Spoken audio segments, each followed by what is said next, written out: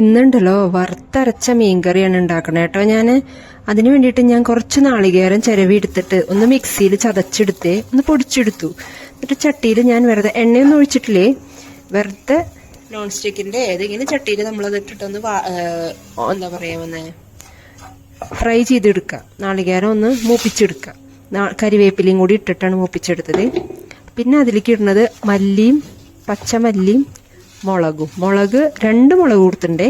കശ്മീരി മുളകും നമ്മുടെ സാധാരണ മുളകും. എരിവ് കൂടുതൽ ഇഷ്ടമുള്ളവർ സാധാരണ മുളക് മാത്രം എടുക്കാം കേട്ടോ. നന്നായി മൂപ്പിച്ച് അത് മിക്സിയിലേക്ക് മാറ്റി ഞാൻ അരയ്ക്കാൻ വേണ്ടിയിട്ട് ഒരു വലിയ ചെറുനാരങ്ങയുടെ വലുപ്പത്തിൽ വാളംപുളി ഞാൻ വെള്ളത്തിലിട്ട് വെച്ചിട്ടുണ്ടേ, മീൻകറിക്ക് ആവശ്യമുള്ളത് കേട്ടോ.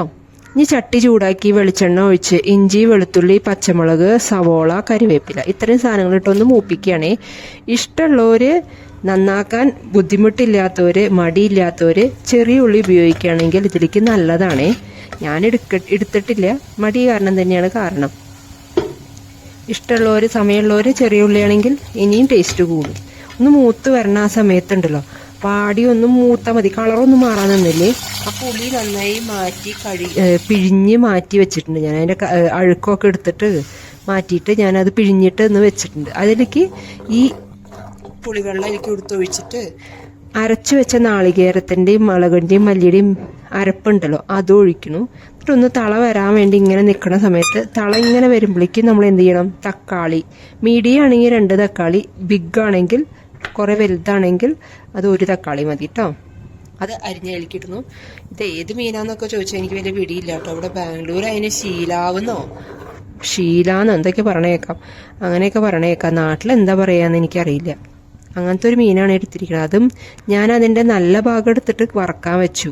എന്നിട്ട് വാലും തലയൊക്കെ ഉൾപ്പെടുന്ന കുറച്ച് കഷ്ണങ്ങളാണ് ഞാൻ കറി വെച്ചേക്കണത്. തള വന്നതിന് ശേഷം ആ മീൻകറിയിലേക്ക് ഞാൻ ഈ മീനിൻ്റെ കഷ്ണങ്ങൾ എടുത്തിട്ടതിന് ശേഷം ഒന്ന് ചെറുതായിട്ടൊന്ന് ഇളക്കി ഇതാക്കണം. കൂടുതലിട്ട് ഇളക്കി നാശാക്കണ്ടേ, മീനൊക്കെ ഉടഞ്ഞ് നാശാവും. അപ്പോൾ ഒന്ന് ഇതാക്കി കഴിഞ്ഞാൽ ആവശ്യത്തിന് ഉപ്പ് ഇതിൻ്റെ ഇടയിൽ ഇട്ടിട്ടുണ്ടായിരുന്നു കേട്ടോ. അത് വീഡിയോയിൽ കാണുന്നില്ല കേട്ടോ. ആവശ്യത്തിന് ഉപ്പിടാൻ മറക്കരുതേ. അതും കൂടി ഇട്ടതിന് ശേഷം നന്നായി തള വന്നതിന് ശേഷം തിളച്ച് വറ്റണം ഒന്ന്. എന്നിട്ട് ഈ എണ്ണ മേളിൽ ഇങ്ങനെ തെളിഞ്ഞ് വരുന്ന സമയത്ത് നമ്മൾ ചെറിയ ഉള്ളി അരിഞ്ഞ് വെളിച്ചെണ്ണയിൽ കാച്ചി അതിലേക്ക് ഒഴിക്കുകയാണ്. നന്നായിട്ട് മൂപ്പിച്ചെടുക്കണേ. മൂപ്പിച്ചൊഴിച്ച് നമ്മുടെ വറുത്തരച്ച മീൻകറി റെഡിയാണ് അപ്പോൾ കേട്ടോ. ഇത് നല്ല കപ്പയുടെ കൂടെയോ നല്ല വെള്ള ചോറോ വൈറ്റ് കളറ് നമ്മുടെ ചോറോ കുത്തരി ചോറ് ഏതിൻ്റെ കൂടെ വേണേലും പോവും. എല്ലാവരും ട്രൈ ചെയ്തിട്ട് പറയണേ.